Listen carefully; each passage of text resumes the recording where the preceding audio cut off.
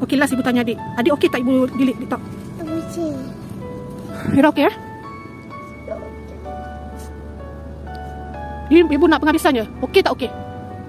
Kita jalan ke kehidupan kita tanpa ada video lagi, tanpa ada kita rakam-rakam apa-apa. Ibu pun takkan cerita live ibu macam mana. Kita jalankanlah kehidupan kita macam biasa. Kita bahagia dengan kita-kita je. Tak nak juga. Awak besar nanti awak buatlah sendiri aircon awak. Awak buat apa yang awak nak buat, awak buat. Boleh? Boleh? Mesti boleh. Okay? Boleh delete tau.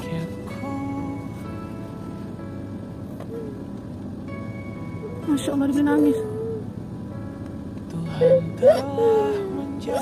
Kenapa sedih sangat? Awak tak happy ke dulu kita macam mana? Happy je kan?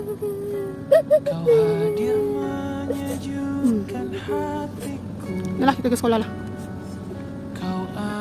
Anak dah rasa TikTok tu benda dia rasa macam tak nak delete. Ibu pun tak tahu macam mana sebab ibu planning untuk teruskan kehidupan tanpa ada TikTok ke apa ke kan. Buat macam normal back dulu-dulu 2 tahun lepas. Era okey? Era? Okey. Kita jadi macam orang dulu-dulu. Macam macam kakak sekolah, balik masak macam biasa, kemas rumah. Jadi seperti rutin harian ibu yang sebelum ni. Ambil kakak sekolah, balik macam biasa. Dah ibu tak ada. Dulu kan ibu tak selalu pegang handphone sangat. Faham tak? Ibu tak selalu pegang phone. Ibu selalu main-main dengan korang. Tapi walaupun sekarang masih main-main dengan korang lagi, tapi kurang-kurangnya ibu dah tak pegang phone lagi. Faham? Ibu just tengok WhatsApp sekejap-sekejap. Handphone tu dah boleh letak tepi dah. Are you okay?